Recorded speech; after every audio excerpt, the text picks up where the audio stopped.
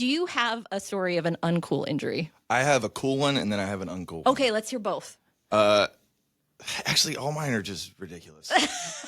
I wanted to start with, you're on tour. Yeah. I'm kind of wondering, since you're a dad now, Yeah.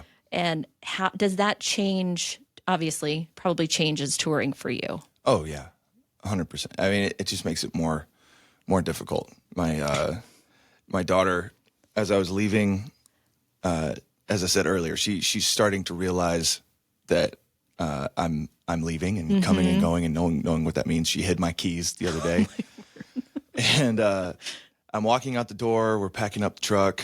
Me and my drummer, we're leaving from Georgia. We've got to meet the band, the rest of everybody else in Nashville, and we're about to walk out. I'm on the porch. My daughter comes and gives me a kiss on the cheek. She goes, "I love you, Daddy. See you tomorrow." Oh, Not knowing. rip your heart out. Yeah. Oh my word. I'm gonna be. Yeah, the whole tour is 6 weeks long. I am going home in a couple weeks, just for a couple days, just to spend time with them. But yeah, it's definitely makes it harder. Yeah. I think my ultimate goal, I would love to bring them on the road with me. That'd be so That's much something fun. me and my wife have talked about. We'll be married 9 years in August. So that's something we've always talked about. Yeah. So that would be a blast. yeah. And I've seen other artists do that and do it successfully. So it feels like, it's Feel doable. like it's possible, yeah. It's totally doable. Totally. I was going to ask you about, so May is Mental Health Awareness Month. Yeah. I mean, for myself, I've dealt with depression and anxiety my entire life. Yeah. And my friend Taylor and I talk about this a lot on our show because we want people to be aware that they're not alone. Yeah. And that they aren't the only one going through it, because so often mental illness makes you feel so isolated and alone. Yeah. But I know you write a lot of your songs talking about your struggles with mental health or what God has shown you. I mean, what would be something that you feel like is one of the biggest things that God's really revealed to you as you walk through your relationship with him when it comes to mental health? Yeah. Well, the first thing is songwriting for me is my outlet. And it's not like something I have a gift of, like this gift of the talent of songwriting. It's like a gift from God that he gave me to be able to sort of cope with it. Yeah. But, the thing I always encourage people to do, and, I think the enemy wants us to keep that silent and if we're going through something, to keep that to ourselves, But the biggest thing I did was find help, find a counselor.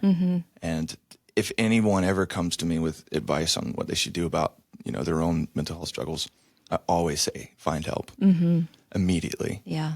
Don't wait. And if you find somebody and they're not helping you, then find a new counselor. Find somebody else. Find somebody that will help you, Yes, 100%. Yeah. I know for me, I've shared on the air multiple times about I take medication, and that has been something that saved my life. Yeah. Honestly. And because there's such a stigma, at least when I was growing up. Yeah. And There still is. And and it's just, I want so many people to know there's hope there and that God has given us these tools to use to help us. It's a part of your mind. I think your mind and your heart and your soul are connected, but your brain can be sick just like your heart, or your broken arm or something, and there are ways to fix it. Yeah. And that's okay. It doesn't mean you're a bad Christian or right. Right. There are ways there's medicine, and there's other ways other than medicine. There's all kinds of ways that it can be fixed. Yeah. Absolutely. With your new album, how did it all come about? Like, I imagine there's everybody's got a different process for how they write and how they gather what songs are going to go on an album. Has this one been different from past ones, or do you have a regular process? Yeah, this one was a lot different. I produced most of it myself, which was a big deal. The first song I did with some folks, and I don't know, I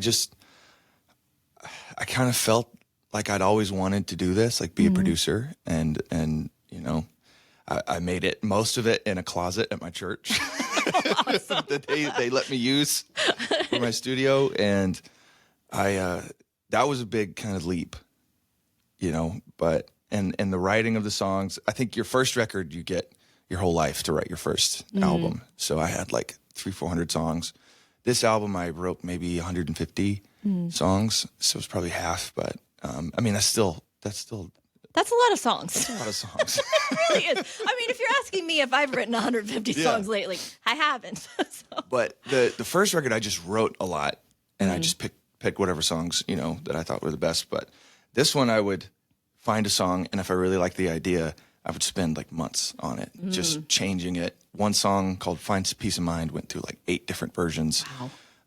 I Still Have You went through like 4 or 5 different versions. Just, you know, so I really did like that process, but it did make it crazy.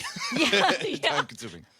But I mean, the whole album's about trust, and you know, I had this idea. I brought it to my label, and I was like, "This is what I want to do. This is what I want to call it." And they're like, "Okay, we'll do it." Awesome. So yeah, it's the most fun I've ever had making music. That's for sure. That's amazing. Yeah. And I wanted to ask you, so you are a dad. I'm wondering, do you have thoughts on dad jokes? Like, were you a fan of dad jokes before you became a dad? I'm a huge fan of dad. Okay. I was going to, like, I know for some people they're not, but myself and Taylor both love dad jokes a lot. Do you have a favorite dad joke? Yes. Okay. Can you tell me? Yes.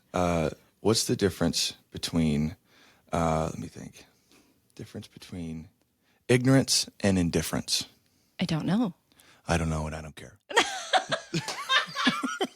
Okay. It's pretty good. I like that one. I need to save that. I like that one a lot. Oh, my word. Now, as a dad, too, we talked recently so we do the morning show here, so we get to have a lot of fun topics. But one we talked about was uncool injuries, because I feel like I don't think I've ever had an injury that I had a cool story to go with it. Yeah. It's always something ridiculous that happened or nonsense that I did and I end up, you know, in a sling or on crutches or something dumb. Yeah.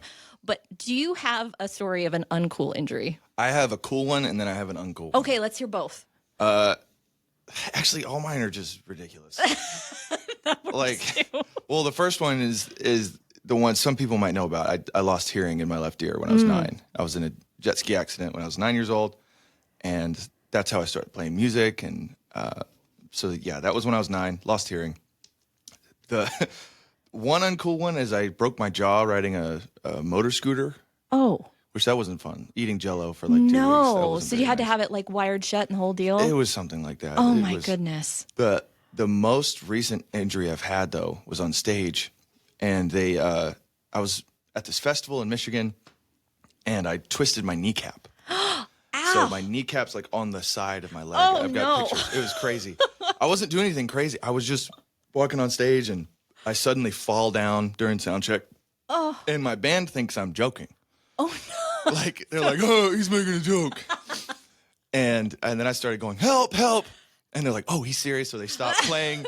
They come to my aid, and all the festival people start coming around, seeing what's happening. And they see that my kneecap is missing. And it's just on the side of my leg. My leg's all twisted up. And they're like, and I was like, "Ambulance, ambulance." They're like, "We don't have those." No. And I was like, "I thought for sure you guys are supposed to have those." I was like, "Doctor, you have a doctor?" They're like, "Oh, he actually got a fish hook in his hand this morning, so he's actually at the hospital now." They didn't have a backup doctor? And I was like, "Okay, call an ambulance. Please call an ambulance." And they do, and I'm still laying there. We're probably 40 minutes away from the nearest hospital. Oh, my word. It takes forever for the ambulance to get there. And I'm just laying on the stage as an active festival setting up. Like, there's other bands coming on stage to sound check. I'm like, "Sorry, guys." It's just like, don't mind me. Just go around. And the one guy, super amazing dude. Like, he's just trying to help. But he comes on stage and he's like, "Hey, man, I got some trim from that house and some duct tape. We're going to make a splint." And my drummer was like, "No, we're not. That's not what the problem is." The ambulance gets there. It's the most pain I've ever felt. They're lifting me up, my legs like crazy. They put me on some pain medications, and they snap my leg back in place and put a cast back on. And I go back and play the show. Oh, my word. And again, I'm on pain meds. Uh-huh. And so I'm sitting down playing the show, and I sound pretty good. Shockingly good. Like, probably the best I've ever sounded. But anytime I talked, people could tell. Because I'd be like, "Welcome to my chocolate factory." That was the weirdest. And then we had to drive home to Georgia from Michigan, which was crazy. But Oh, golly. that was, I don't know if that's a cool injury. I think that's pretty lame. I mean, it's a good story. It's a good story. But doing nothing and then kneecap out of place, I think that's pretty lame. Oh my goodness. Yeah, that I get that. Yeah, that's how it's just a wrong step or some random or Yeah. Rob that works here, he's got a newborn. He reached across for something and pulled something in his back. Yeah. It's that kind of thing. But I feel like when you get older, when you have kids, all of Yeah. a sudden it all starts falling apart. Like, I don't know when this started happening, but it's happening. Oh, golly. Well, speaking of kids, I know for myself, becoming a parent really taught me a ton about God's love for me as his child. Yeah. And you were sharing about that too. What shifted for you in your relationship with God when you became a dad? All of the cliches, just every single one of them. But there's a song on the record called "I Still Have You" that I wrote about my daughter, and I think at least for me, I had a deeper understanding of how Jesus sees me and what he did on the cross, and I just had a deeper understanding, and I'd never heard anybody write a song about that. Yeah. So that's what that song is about.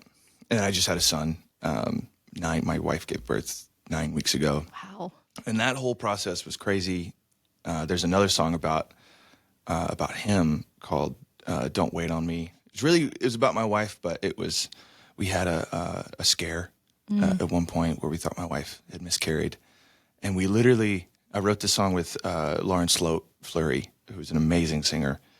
And we're writing the song, and I'm telling her this story that we had basically, at this point, we think that she had miscarried. Mm-hmm. And so we wrote this song about that. Literally, when we finished recording the song, like her vocal takes and everything, my wife called me. She said, "False alarm.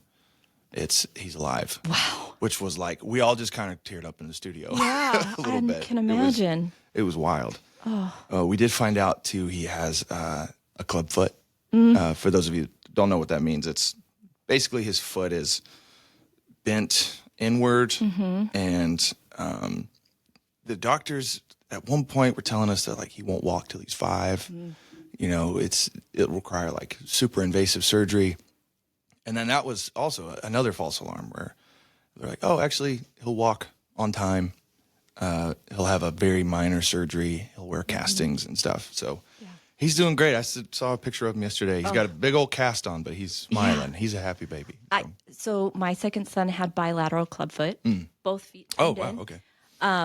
And we had moved here to Iowa before we had any kids, not knowing that when our second son would be born with clubfoot. And they told me on the phone at my 20-week ultrasound, and I had no idea what any of that meant.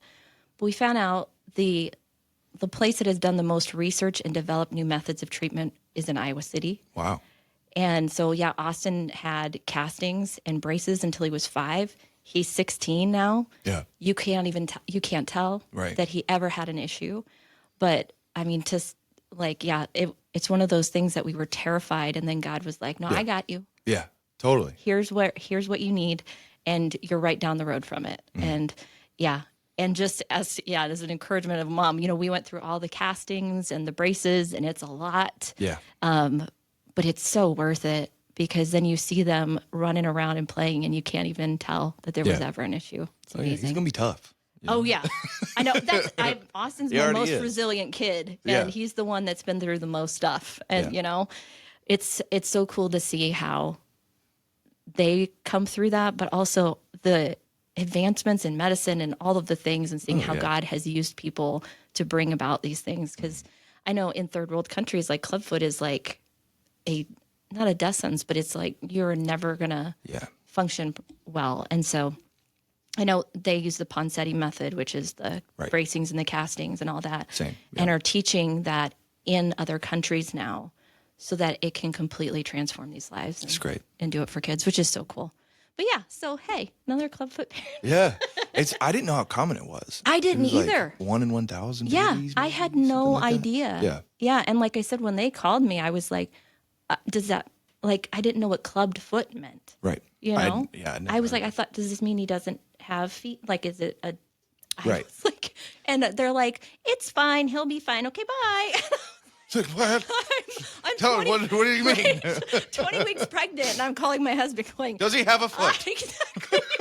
I was like, you gotta be kidding me. You can't just tell a pregnant woman that on the phone and then be No. like, hey, cool, bye. Right. But yeah, so all the new things you get to experience.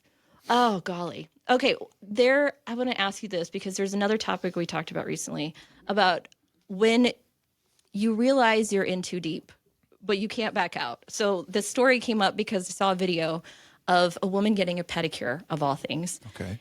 And she's got her feet in the water and getting all done. And then she starts videoing because she sees the guy's doing something odd. He's undoing these little single-serve coffee creamers, French vanilla, International Delight coffee creamers, undoing them and pouring them into the water because Okay. she's getting a milk and honey pedicure. And she's taking a video going, Processed version. Is this normal? Like, I don't know what to do. But at that point, your feet are in the water, your pants legs are rolled up. What are you going to do? You got to just see it through. So we were asking people, like, for stories, like, have you ever been in a situation where you realize this was probably a bad choice, but I'm too far in now. I got to see it through.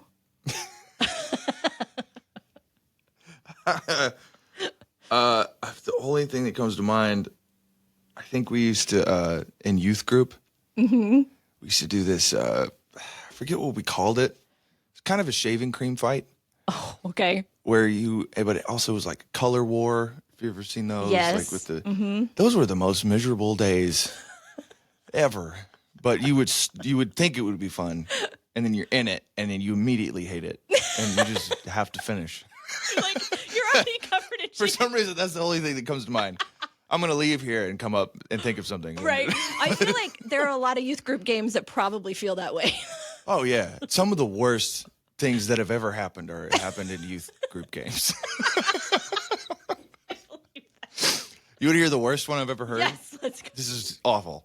This youth pastor actually got fired after this. Oh my goodness. Okay.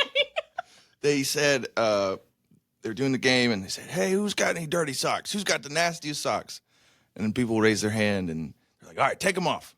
And they took their socks off, and then they put the sock over a Coke can, and then they had two people have to drink through the sock, and whoever finished theirs first won. I'm dead serious. He did get fired. Like that's the worst thing I've ever heard. Probably good because I don't know that you need to be leading the next generation. No, I don't think so either. I think you need help, serious help. So gross. And why do we do all the gross things to our teenagers? I don't know. They can still get sick. I know they still can. That's Very true. not good. Oh my word. Okay. Last thing, because I don't know. And has Christian radio ever played a part? Like for you, was growing up? Did you ever listen to Christian radio? Or like, how would you say Christian radio has impacted you? Yeah, I grew up going to Third Day concerts with my dad. Yes. And Big Daddy Weave. I remember seeing them when I was really little. But yeah, huge impact for sure. Awesome. Well, I'm trying to think. Is there anything else you want to share with everybody? I don't think so. I'm on tour. Oh, well, yeah. You have a new album out. I have a new album out.